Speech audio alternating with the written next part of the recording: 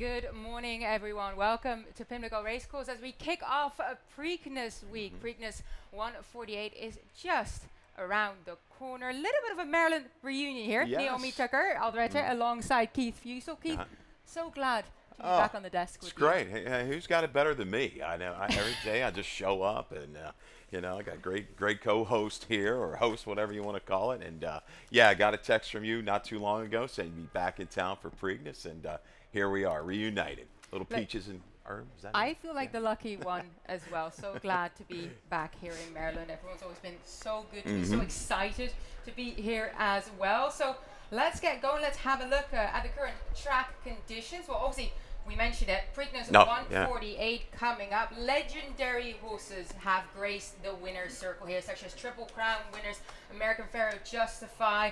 I'm incredibly excited. I'm actually a little bit hoping for a Maryland-bred winner, though. We haven't seen one since 1983, where debuted Testimony graced the winner's circle. We do have Coffee with Chris. Will he be able to get it done? Hey, I'm rooting for Carroll County. That's where I was born and raised. So, yeah, if we can get that done, that would be awesome for everybody out there in Carroll County. We got the track looking beautiful here. Look at that sunshine, fast main track, firm turf, 60 Fahrenheit temperature, but it feels like with the sun coming out that it's gonna go up a little bit. It's gorgeous, and it looks like the trend is going to continue with this great weather throughout the week. Next 10 days even here are going to be beautiful. So if you can get out here, join us. If you can't join us this weekend, come out next weekend for some racing action. I'm really looking forward to it. We've got some incredible cards from a gambling perspective. We've got a smorgasbord of pick fives. I mean, throughout the day, crossing over Friday and Saturday, 12% takeout. So take advantage of what is going to be offered here at Pimlico. Exactly. Yeah. Big race days coming up, but we got an 8-race card for you today. So let's get it started. Race number 1, as you can see on the board, we kick things off with that early pick 5 here in race number 1. It's a $5,000 start allows for the ladies, fillies and mares, 3-year-old and up, 6 furlongs the distance. And let's start with a video spotlight on 2 horses of interest in this race. We're looking at the number 1, Dolce Chiara, as well as the number 5, Mrs. Dell, both horses that we have in our picks. And we're looking back at their race at Laurel Park on the 1st of April. Did see there was quite a battle going on between the two of us. You can see there Mrs. Dell closer towards the rail, Dolce Chiara on the outside, kind of gradually going towards each other, blow for blow. I loved watching this. I felt like there wasn't really a loser. This is really a good horse race. And I tell you right now, nobody is going hotter than Norman Cash. This barn is on fire to start the meet. I think the trend continues. Dolce Chiara, she's held form off the claim. She's speed from the inside. She'll be joined by Juba. Little rivalry there on the front end. These two, I think, will duke it out, sitting there perched just off the pace. You see a horse like Mrs. Dell. What is she now? 2 for 2 on Lasix. Liking the main track. A little extra ground I don't think is going to hurt. So I think she takes aim and gradually gets on by. Yeah, I feel like this pace scenario sets it up for her. Like you mentioned, she has something to aim for. She isn't afraid of getting sort of down and dirty, really battling for it. I loved her performance. I have her on top as well. I know we don't have necessarily the same horses on top throughout the day, but this race, we're in agreement with the number 5, Mrs. Dell. I loved, you didn't actually see it on the replay, but she re-broke as well. She was a little bit behind Dolce Chiara and re-broke. Came back, and then actually just got up there by a nose. She had a bit of time off, 47 days in between, which is perfect, I think. Absolutely. I think she's going to be fresh, ready to roll. Dolce Chiara had a race on the turf, still ran well. She's back. She's going to be highly competitive again here on her home track. Yeah, haven't used the number 3 though. Backstreet Effects. You used your exacted. I did. I used this one. Gonna have to hold form off the claim, but a good trip last time. Looking to try to enhance that exacta a little bit if we can. I think she's got that chance to kind of sit back mid-pack and make a move into it. Yeah, looking forward to kicking things off here. Race number 1 coming up in 52 minutes. And we move on to race number 2, which starts the early pick 4. And as usual, Keith, I know you've created a bit of a ticket for us. Yeah, we've been rolling along pretty good with these, Naomi. So 3 deep to get you started. 189. I thought race 2 was a little tricky. I got a price in Lady Cinco de Mayo. Unfortunately, after doing my handicapping, I kind of glanced at my man Dan Elman's picks from the DRF. He's got this one on top. I texted, I said, oh, we're done. I said, the cat's out of the bag, but we'll talk about the breeding perspective there I thought those figs were a little bit light at Charlestown. Comes out of an okay race, but the turf breeding is certainly there for the 9 as a price user. Race 3, we're going to go the 4 and the 6. Step ahead, New York Panther's going to take a ton of play. Brittany Russell Barn rolling right along. Race 4, 4 deep, spread a little bit more with the 1, the 2, the 4, and the 5. Some price shots in there with Steel Money and Blown Save. Race 5, the 2, and the 8. I know you like Lost My Voucher a lot. Take out the 1. Shoot the Messenger. Velvet Ghost is also scratched out of race 5. I did like him in there, but we'll have to wait for another day for a $24 early pick 4 ticket. Yeah, I actually have Lost My Voucher as a single, Okay. so we'll get to that on my late pick 5 ticket. Race number 2, $25,000 to $20,000. Condition claimer for the ladies again. 5 furlongs sprinting on the turf. Always love seeing those kind of race, of course, with that beautiful firm turf behind us as well. We have another video spotlight for you to take a look at. The number 1, I'm Not One to Complain. We're looking back at a Laurel race where she kind of jumped inward slightly, looked a bit unbalanced. I thought she was kind of dropped back a bit. Looked like she was outpaced, right? They were going pretty strong. It looks like she was slowly making her way, but then all of a sudden down the lane, she just started rolling. Yeah, she had a little trouble going into the turn, a little hesitation into the turn, a little bit of a light steady. Regathers herself. She makes her run inside here past the 3/16. Not necessarily a severe block here coming to mid-stretch, but does have to work outward about 5-6 pass into the center of the track, center of the course, I should say, and really kicks on nicely to get up in time. Sparn has done well with horses off the layoff. She is 3 for 3 in the money with a couple wins at this distance. I know from a claiming standpoint, it looks like she's stepping up a little bit. I think this is a sideways move. She has positional speed to get into it. Price, though, user, you've got the 9 in the mix as well. Let's talk about our top selection. My top selection, Lady Cinco de Mayo. Cinco de Mayo, what, a couple weeks ago. From I just think, looking at Cinco Charlie's, 20% first turf, Naomi. Bottom side Langford. This horse has 3 siblings that have all won on the grass. And I think this is like the best percentage stallion when looking at a turf standpoint. This is where some value lies. This horse ran pretty good at Charlestown last time out against us. I think it was a New York shipper. The blinkers went on. Speed to stay close. I think the breeding takes this one over the top. Oh, I love your angle there. I've used her underneath because I really think that she's starting to gear up for something gooder. I think she has that positional speed. I do have one worry, though, with the one that we didn't address really quickly. I'm Not the One to Complain. As you saw, she does come from a little bit behind. What I've seen so far on the turf is that speed is carrying quite a bit. Does that worry you in the slightest? It does worry me a little bit. She's shown races on her page that she's kind of been able to put into the race. She's fresh right now. Maybe that'll kind of get her into it. But I agree with you. Turf speed has been pretty good. Dirt the other day, we saw kind of center of the track runs both on Saturday and Sunday. We'll see if that trend continues over today's card. But let's talk quick about the 8, 12 o'clock rock. I just think she's faced better. She's run better races overall on the turf, but the form really tailed off. Is this freshening going to do her some good? Yeah, first off the claim as well. I already quickly mentioned the 5 because I have her on top. Sassy Babe for trainer Crystal Pickett. The barn can get one ready after a layoff. She's had a bit of a break. She might have just needed the break. I think her draw is good. She got some speed on her inside. There's some weight being taken off.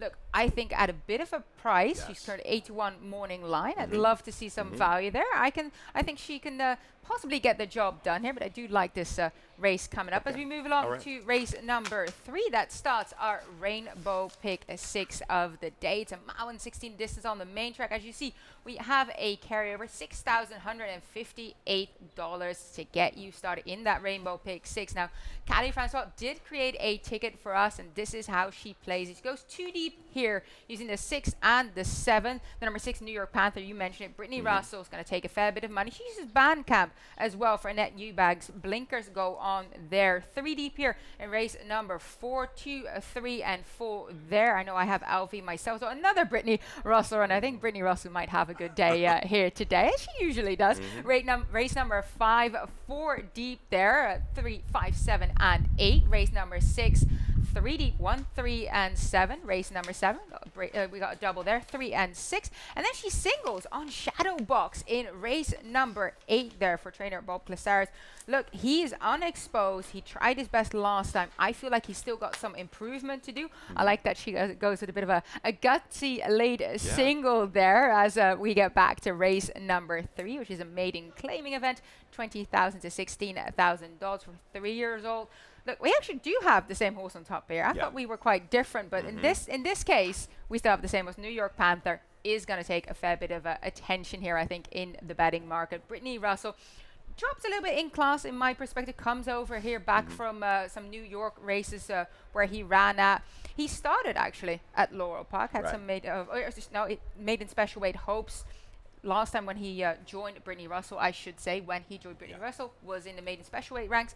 Now is trying to find some easier waters here. Pretty good effort, 3 back against a better field at Laurel. Kind of a churn late. Last time out on a track in New York, the speed was, a little bit lean towards the speed that day. Grinded it out late. Now going to go out from 7 furlongs out to a mile and a 16th.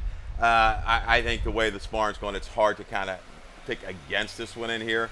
Going to be a shorter price. Maiden claiming sprint the route over the last couple of years. 5 for 14, 36% for this barn. So positive ROI of 339. New York Panther. I was hoping maybe a little bit more of the speed stayed in to target. We'll see if this one horse, can sustain after be putting to some pressure, maybe a little bit sooner than he has to. So I'll ride with the 6. I think Step Ahead is interesting, one that you have in the mix. A barn that's, off the claim recently, not the maybe greatest of percentages, but horses have run well at a price. They've knocked on the door. This one is quick, showed the ability to come from off the pace in debut.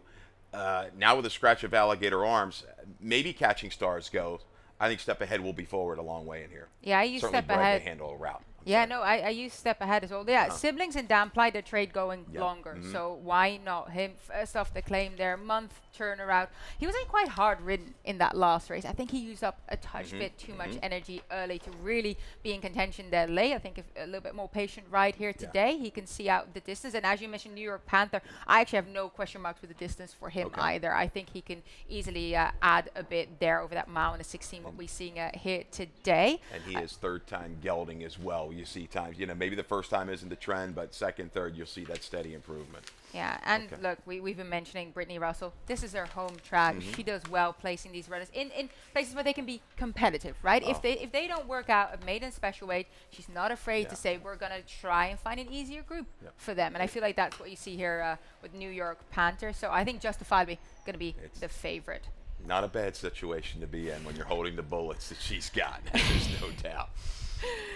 We get going with race number 4 here. It's the start of the late pick 5. I've created a ticket there. This is how I play. I actually go 4 deep in here. Want to see if I hopefully maybe can get a price. 2, 3, 4, and 5. And then I single in race number 5 on the number 2. Lost my voucher for trainer Claudio Gonzalez.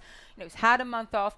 I thought he ran a really decent race last time out. Sort of sat just kind of happy behind the pacemaker on the rail. Bided his time, make to move.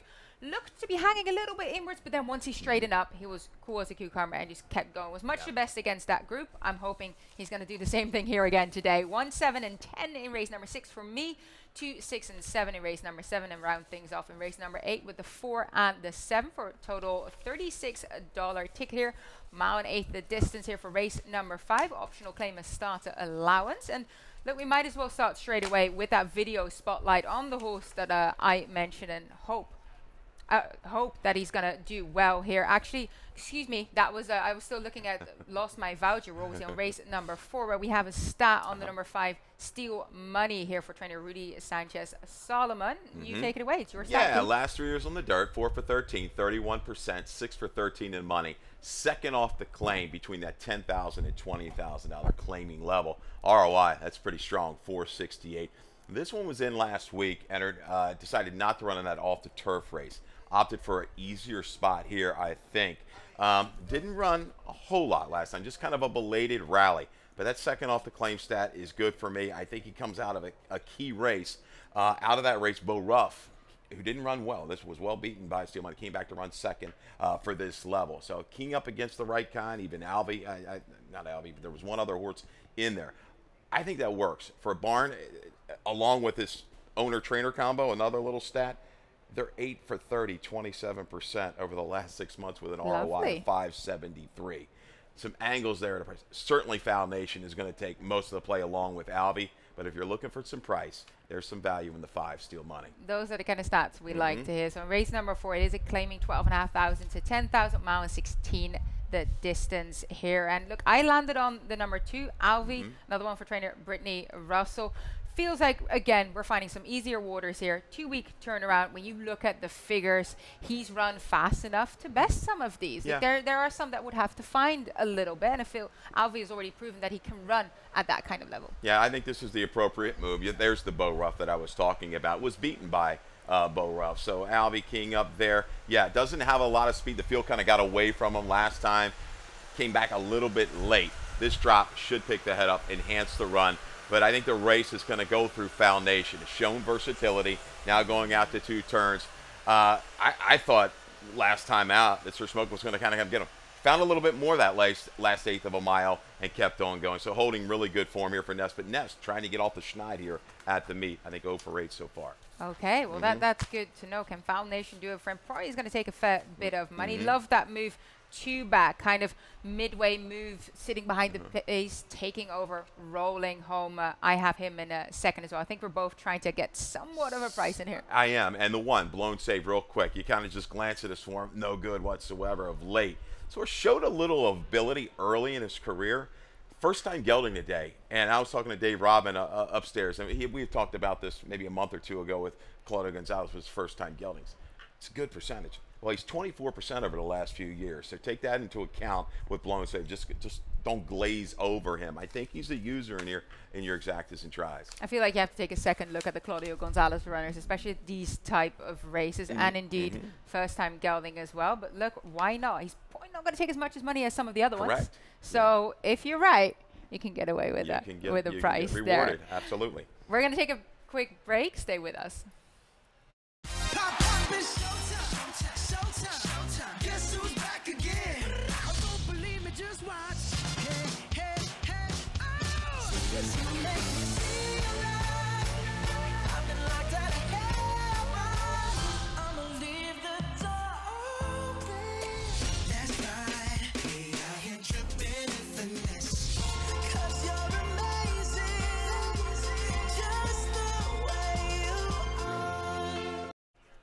Like a bit of Bruno Mars coming up this weekend at Preakness Live. We'll definitely be listening, right, Keith? Oh, absolutely. That's after the races, right? So later on in the day, I think the work will be done. It'll be time to just kind of unwind a little bit with some Bruno Mars and maybe some cocktails. We'll see. Like, I'm down for that. We're on race number 5 of 8 for today's live race card. Optional claim and starter allowance here. 1.8 the distance on the main track. And now we are going to talk about the horse that I was already so eager to talk about earlier. The number 2, Lost My Voucher for trainer Claudio Gonzalez. We look back at his last race, which was about a month ago. You can see there, looked like he started quite happy behind the pace there, Keith. Yeah, I mean, I think he's positioned well, and this is a rider, Concepcion. We've got a couple up-and-coming young riders, and he is one of them. He's ridden very well, but got this horse to settle okay behind the speed, just tucked in. It eases out and really responds. What's interesting with Lost My Voucher is he's just kind of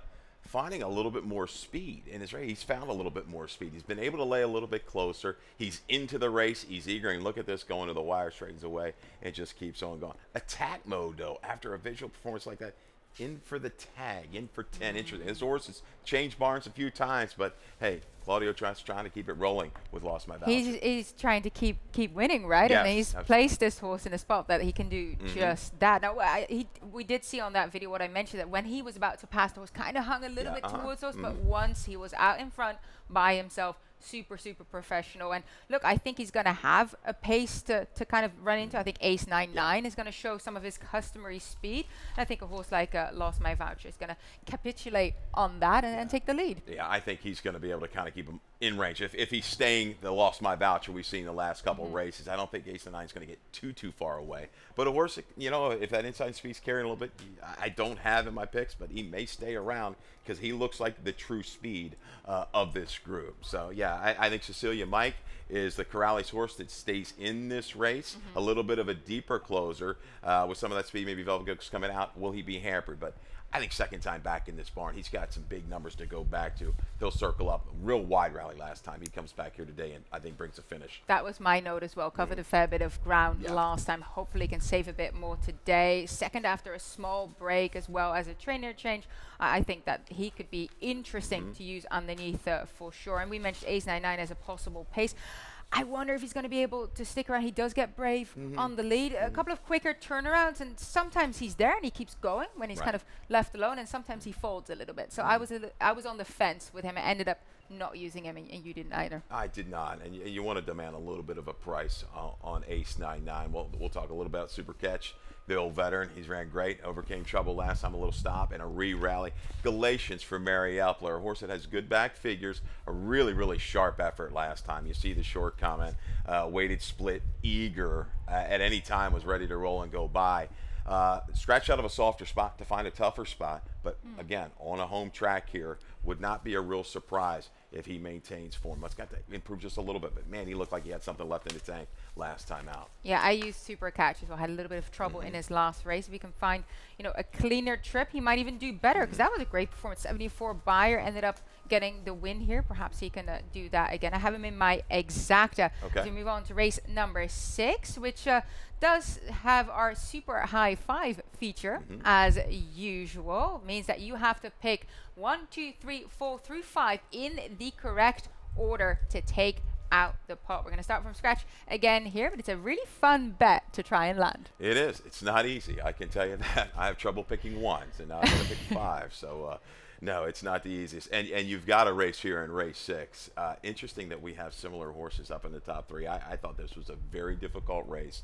Some horses with some good back form, but have now been off time. What are they going to do? I'm going to go recency factor with 1-2 Kid. Looking at it, it maybe looks like a little bit of a step up.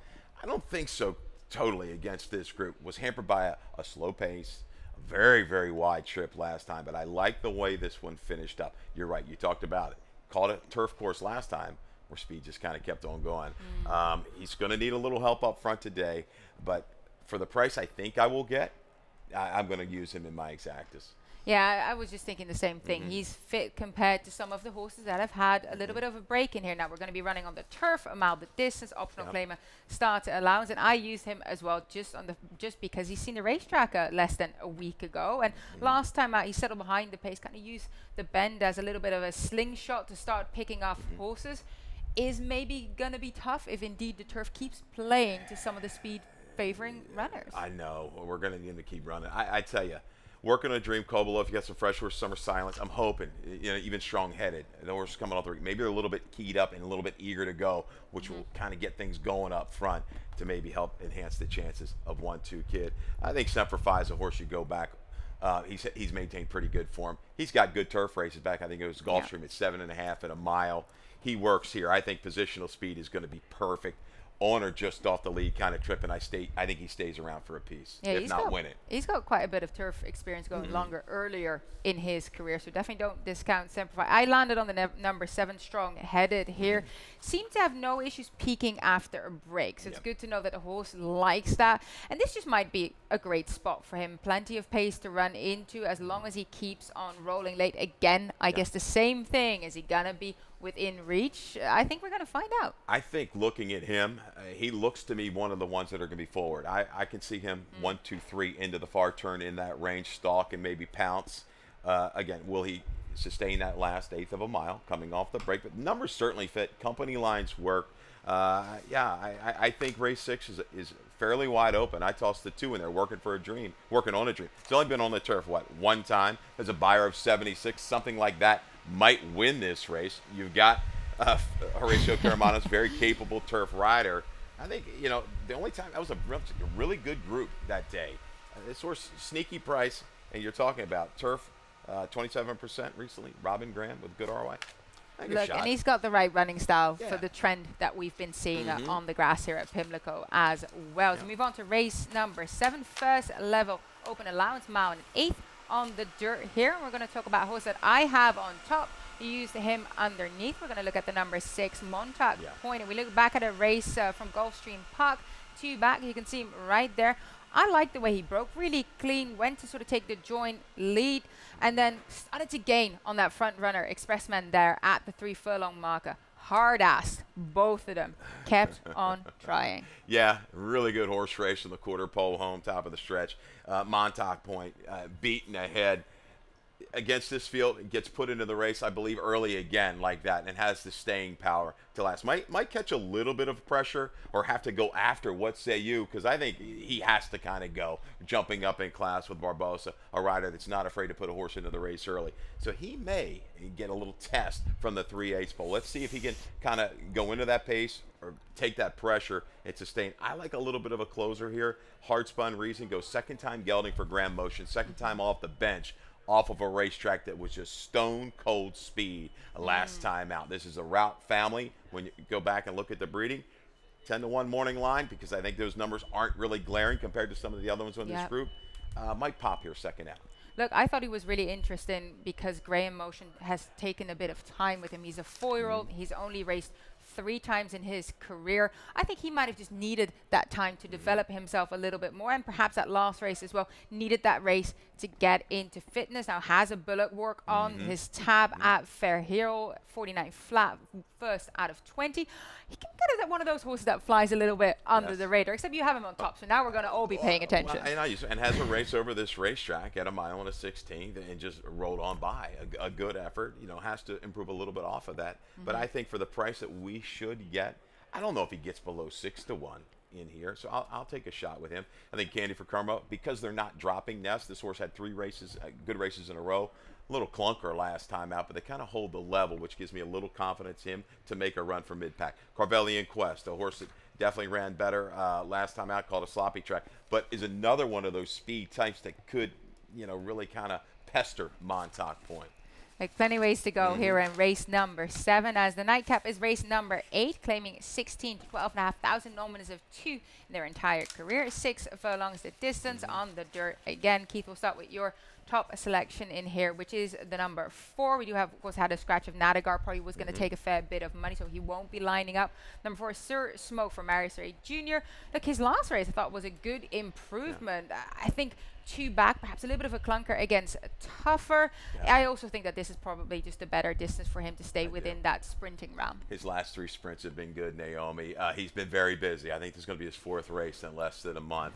The scratch of Nadagar, who I did have on top off the drop, that leaves me, I kind of default into Sir Smoke, but I do think he's going to get a little bit of a setup. I thought he ran very good 3 races back against Foundation. Took the rating, made that inside run. I think he'll be able to drop over safe ground today because Cavalry Command, Shadow Box, they're very quick. I think they'll go out there. That pace might just come back enough and set things up for Sir Smoke. Yeah, I used Shadow Box on top. I thought he tried his best last time out. I feel like he's unexposed, can still improve, has a fair bit of speed. Outside draw, I think that means he can kind of position himself wherever he wants to. So, yeah, I'm with the Clasaris barn here in the nightcap. We're going to move on to lightning round.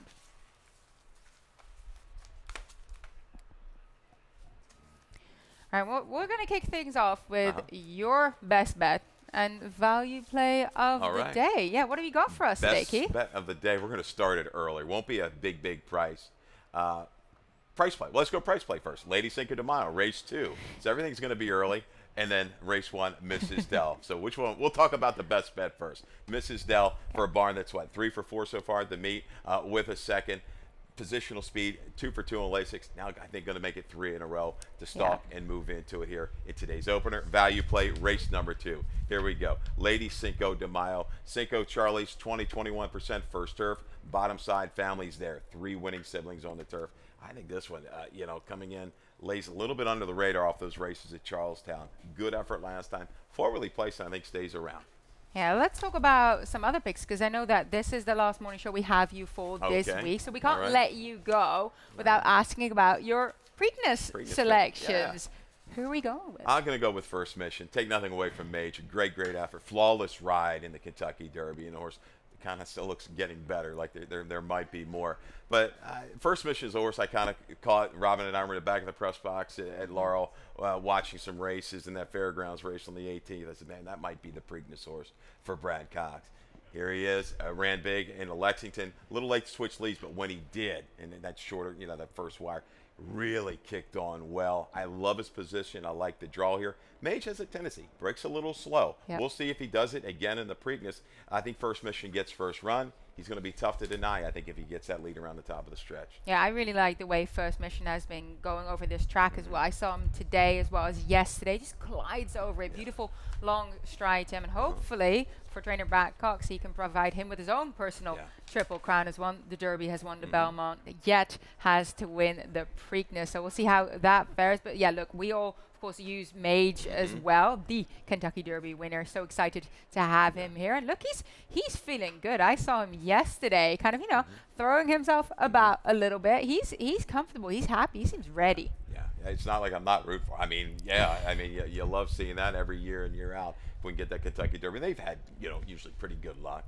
in the Preakness. I think Blazing Sevens, the horse coming in, obviously Chad Brown last year with early bone again, he upset the apple cart again. He's going to try from a betting perspective, maybe Perform, whose numbers don't kind of stack up against a lot of these horses in the field, or a few of these horses in the field. What the adversity he overcame, and I call that chart down at Laurel in the Tezio, was really, that was impressive run. So with what he's going to be holding at, maybe he's the horse you work around in your exactas and tries and supers to kind of enhance things a little bit. Shug McGee, they put up the 150K. I don't think he just, was just going to kind of throw it, right up into the air. So I think they mean business here with Performing. National Treasure coming in for Baffert. Baffert going for what, his 8th Preakness? 8th, record-breaking 8th would it be. We did catch a bit of a rainbow over the van as they were arriving. That might be a lucky sign, right? That Baffert is to actually break the record. Now joint holds the record here with Rob Wyndham Walden, who had his first Preakness win in 1875. Now Baffert had his first in 1997 with Silver Charm, and that's National Treasure right there. So look, if you're one of those people that loves to bet the first truck that you see, especially with a rainbow over it, there you go. I think National Treasure might just be yours. We'll quickly mention Preakness Live because we've been seeing the promotion here. Bruno Mars is going to be headlining, a Grammy-winning artist. We have other performances as well, by the way. Sophie Tucker, DJ Chantal Jeffers, Martin Too Smooth, and many others. There's going to be so much going on in the infield in terms of your music, in terms of your culinary. It's going to be amazing. Come and join us because we have on-track events in terms of incredible race card lined up. Black-Eyed Susan Day tomorrow, Preakness Day on Saturday, and then for the music fans, you know where to go. Tremendous betting cards. The opportunities abound. I think you're going to see some really good pick 4, pick 5 payouts throughout the weekend, and I'm really looking forward to it. You guys have got a lot of work ahead of you. I know it's been great having you back on set. So yeah, looking for a great Preakness. I mean, the weather looks like it's going to be awesome. Eleanor Albert, the whole racing office, the whole staff down there, they work so hard to put together these cards, and they've done a great job. So they kind of don't get, the light shine on them enough, and it's a tough job. And for all the team, all the owners, the trainers, everybody working on the scenes and behind the scenes here at Pimlico, we appreciate everything you do. Yeah, I couldn't agree more with you. As we conclude the morning show, we'll get started with our 8-race card shortly. Good luck, everyone. All right, good luck.